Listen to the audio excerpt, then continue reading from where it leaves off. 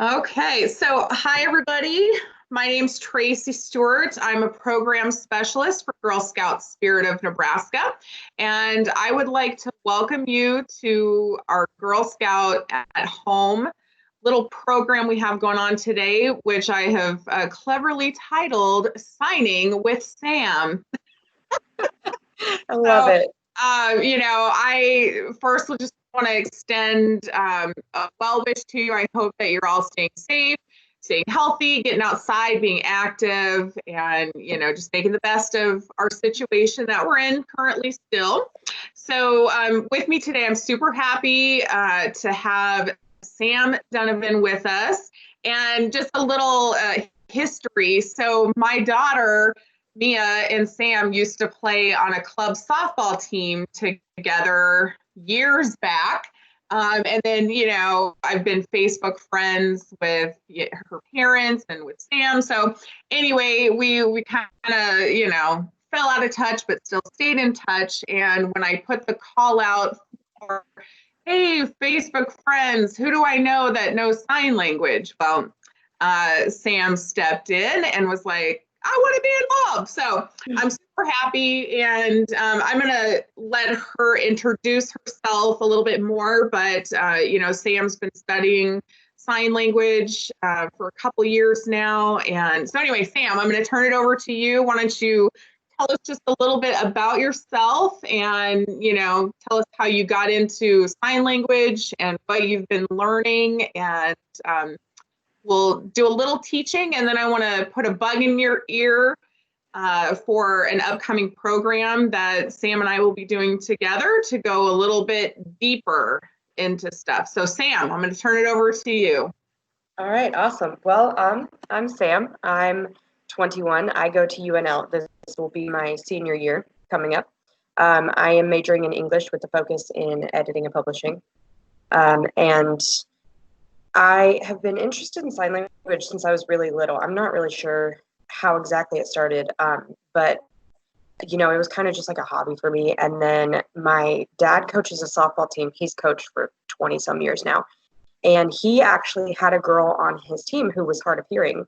And it was just very interesting to see like how she communicated with people and like, she was fluent in sign language. So I got to see that part of her, but I also got to see like how she communicated with people who had no clue anything about sign language or deaf people or that culture or anything. So that really like rose my interest and just I would get like flashcards for my birthday, or I would get like this. I got this huge dictionary one year for Christmas, and I carried that thing everywhere with me. But when I transferred schools to UNL last year, they actually have a language requirement. So you have to take 2 years of a language, and they had sign language as one of those options. So I chose that for my language, and Very cool.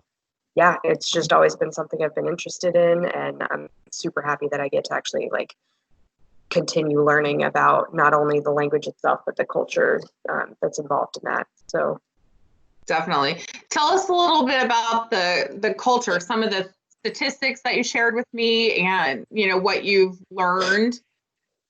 yeah, so it's super crazy. I had no clue about this until I started diving deeper into sign language. Um, it's actually 1 in 20 Americans are either deaf or hard of hearing, and that seems like sort of a small number, but when you think about it, it's actually like a huge percentage of us. Like, and even just when people progress in age, like they start to lose their hearing, and so like we don't think about how that's included in that culture.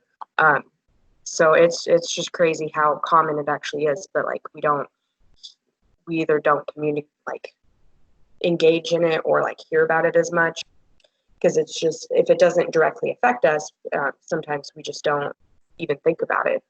Um, but yeah, it's actually a super huge culture and community, and it's super great. Awesome. So, do you want to teach us a few things? Yeah. So there are actually some signs that I was going to teach. Before we do the signs, though, I think there's like some tips that I think are super important for sign in general. So a couple of things that I learned in my class last year. It's actually super important when you are signing with people to have your hair out of your face. That way they can see your face clearly. Don't be like chewing gum or anything. No hats, because hats shadow your face and it's super hard to see. And deaf people and hard of hearing rely super heavily on lip reading as well as facial expressions. And so hands, obviously sign is like mainly hands. So I'm not doing a very good job of showing this, but clean shirts with like no words, no designs, make it a lot easier to see the hands and like see the spelling that you're doing. And then keeping hands like clean, things, no distracting bracelets or anything. That just makes it so much easier to understand. And then if say you're on a video call, because a lot of deaf people use FaceTime with other deaf people or with people who understand sign language. That way they can still have a phone call, but they can see your signing. It's important to be like in the light so that they can see you, because if there's a lot of shadows, it's hard to see. But yeah, so facial expression. That's cool. I would not really have thought about those tips, but as you're talking about them, it makes a lot of sense. I just, being from a hearing community, these are things that, I take for granted. And so it's good to have that perspective. I never would have thought about those things. So thank you for sharing that, Sam. Yeah, it was definitely a shock when we started our first class and he gave us all these tips. And I was like, oh, I never would have thought about that. But, different culture, like there's just things you don't know. Yeah. Yeah, and I also learned how important facial expressions are in sign language, because there's actually a lot of signs that it's the same sign, but there's two completely different meanings to it. And like just telling the difference of the meaning of the word depends heavily on your facial expressions. So like the sign for what and the sign for here are the same sign. The only difference is the facial expression. So like for what, you have to furrow your eyebrows, like asking what. But for here, you just the sign, no facial expression. So is it here as in I'm here, or like I can hear? It is here as in like right here, like this place. Here. Okay. Yes. Yeah. And so the sign is like this, but furrowed brow or just regular?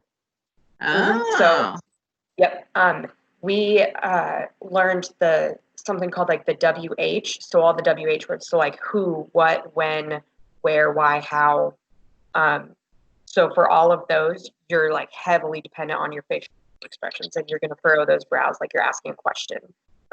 So that's super important with those. But yeah, I can start teaching. Can I ask a question in terms of facial expressions and your tips? So like both of us are wearing glasses, so when we furrow our brows, I feel like that could be hidden a bit. So is there a tip for that? There's actually so many different things that can like hinder facial expressions. So with guys, facial hair makes it very difficult. Like, I mean, if you've got like a full-on beard, that makes it more difficult to understand. That also impairs like lip reading. So that you just kind of have to adjust if you're deaf and you're trying to communicate with someone with facial hair. But as far as like the furrowing of brows, if I know my professor, he wore glasses and he would either take them off or he would like move them down a little bit so that we could see what his eyebrows were doing. Okay. But a lot of sign language is also very contextual. So you piece together the sentence and then you kind of decide what the sign means based on what the rest of the sentence is saying. Okay. So once you get further in it, it's easier to tell if somebody is saying what or if they're saying here. So that helps a little bit as well. All right. So teach away. Oh my gosh. Just give us a little bit. Two main things that I wanted to start with this week. I was going to do the alphabet, which is super easy, and then numbers 1 through 10. Awesome. So, and the alphabet is really like the basics for sign language, and it's like the essential, like you have to know it, because a lot of sign language, there are words from the English language that don't necessarily have a sign. So you have to do what we call finger spelling, and you have to spell out that word so that they know what you're trying to say. So Yeah. the alphabet is like essential. Okay, so I'll just start with that then. All right, so this is the letter A. Just make a fist with your thumb up. This is B. Yep. This is C. D. Wait a second. Pointer finger up. Okay. Pointer finger up. Yep. E. Yep. And then F. Is that right? Yes. Okay. Perfect. G. Yep. This is H. I is just your pinky up. J, you're actually going to do this. Yep, but you make the J motion with it. So like the I up, but you make the J. Okay. K is a little tricky. So you're going to put your two fingers up and like kind of space them out a little bit, and then put your thumb like right here between them. Yep, and that's a K. I don't like that. It's very difficult. I have some finger issues. So it's kind of like when I do the Girl Scout sign, my fingers don't go together. That's just how they are. So, okay. Yeah, it's tricky. L is super easy. Just make an L. M is you're going to take these three fingers and bend your pinky, put your thumb between the three fingers. Right? So, yep, perfect. That's an M. N, you're just going to move over one finger and you're going to go in between the two. O, you just make an O. And P is just like that K, but you're going to go up and down instead of the other way. Yep, that's right. P. Q is like the G, but it's pointing down. Can you put your finger up a little bit? Sorry, I just saw that. So that's a Q. Okay, wait a minute. How's it go? So this is G, and then you turn it upside down. Just turn it upside down. All right. So then R, you're going to cross your pointer finger and your middle finger and just hold it up. That's an R. Okay. And then S is a closed fist, and you want your thumb in front of your fingers. Like that? Yes. Okay. So then T is kind of like M and N, but it's between your first and your second finger. Okay. So like U is super simple. It's just two fingers straight up like this. And then V is separate, right? V is separate. And then W is going to be three fingers. Oh, now this is where I'm going to get. So look at that. I have to hold it. Okay. Just pretend that they just normally go like that. Oh, so then X, you're going to bend your pointer finger just like this. Okay, see. All right, we'll just pretend that. Okay, there we go. Perfect. Y is super simple, just like this. Oh, wait, yeah. Pinky out, pinky out, thumb out. Oh my gosh, my fingers are weird. Okay. And then Z, just make a Z with your pointer finger. Just awesome. Z. Yeah. So that takes so much practice to like get fast and fluent in that. Yeah. It's crazy. Like people who are super good at it, I think the world record is like doing the whole alphabet in under a minute. And it's just, it's insane. I could not imagine ever doing that. Like I'm a year and a half into sign language and I'm still super slow with that. So, but eventually, like once you've memorized how those letters go together and like what letter matches up with what, as far as hand position, you'll get super fast at fingerspelling. So eventually you'll be able to fingerspell your name. That's our next step with that. So if I were to fingerspell my name, it would be Samantha.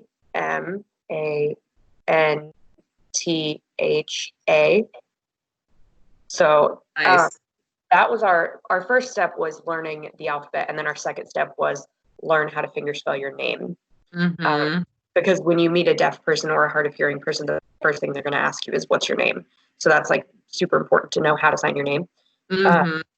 And fingerspelling in general, I think, is like the most important because even if you don't know any other signs, like you don't know anything else aside from how to fingerspell, you know how to communicate with a deaf person because every deaf person knows how to fingerspell. So it might take a, a lot longer to communicate with that Right. person, but you can at least like spell out what you're trying to say with them and Sure. have that way of talking to them. Makes sense. Yeah. So let me try mine. T, right? Is this T? Yep. Perfect. Wait. R is R. Wait. Yep. A C Y. Mm-hmm. Oh. It's super fun to learn. Oh my goodness. So let's go Okay. over 1 through 10 and then we'll start to wrap it up. Okay, perfect. So 1 through 10, that's the second basic thing that we learned. So this is 1, obviously. And then 2, same as regular counting. Now 3, you're going to put your thumb out. So Okay, 3 so I is like have a this. question on 2. This looks like the letter V to Yes. me. So how do you know the difference if it's V or 2? That's another context thing. So like Okay. when you're speaking to them, it's going to depend on what else you're saying. If they know, like, also typically if you're doing a V, you're going to combine that with other letters because you're probably spelling Okay. something. So if they Yeah, see that that makes with sense. the letters, Okay, yeah. so 1, 2, 3. 3, yep. And then you're going to flip your hand over. 4, 5, and then 6. You're going to touch your pinky to your thumb. But okay. So, So okay. then, yep. Oh yeah, because 3 was okay. 3 was that. Okay, 3, so yep. 6. So this is 6. And then 7 is just the next finger touch to the thumb. 8 is the next finger. 9 is this finger, which this is again like that context thing because this is also F. So Right. if you're Okay. spelling, this is going to be F. If you're counting, this is going to be 9. Gotcha. And then 10, super easy. You just put your thumb up and you shake your hand. And then that's 10. Oh, Yeah. awesome. Okay, I learned some new things today. Very cool. So, okay, here's something cool as well. So, Sam and I are putting together a VIP program. So, it's virtual interactive power programs.